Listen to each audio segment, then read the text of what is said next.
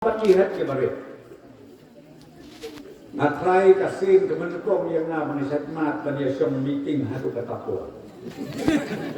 Ni katapur syala posni warsin. Ane bapelaki kon jeng pi ki badang rit.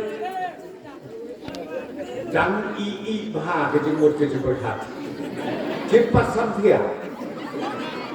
Dengan orang pi ke batang pula susu kata.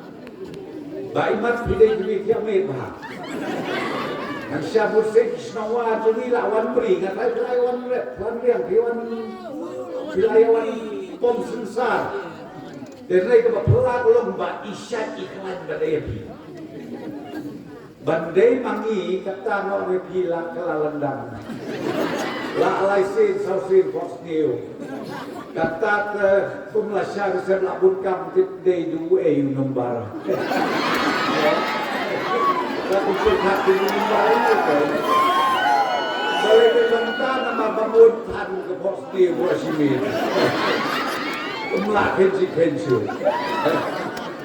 Kayak kemengakuan ban ong akan kami kalau tan itu kilo pagi pun sama.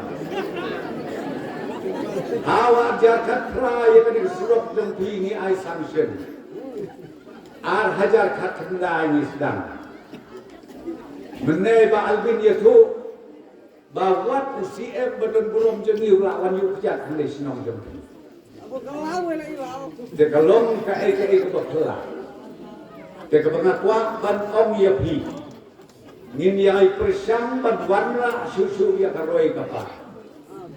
Hakan ni kerjaka pakai senong jom. Bagi kuah susu ban warna ru ia kat kolsor kepaskan. Wat kadiam kurkom ru. Nasroban om bangi dot kam ban berkelan susu. Bak kaya day bahaba ke subjek peden jom gadis council.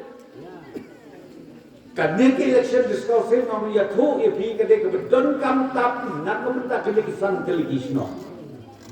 Ban pen daw, ban pen ngeu, ban pen yaine.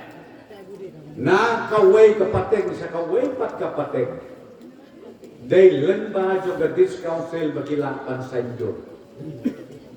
Tengah kwa ban ong ipi. Kani kadang election kebetulan kam hadu kata-kata. Bakin penjok don burom biaga algen. Itu ki memorandum ki bangilayo.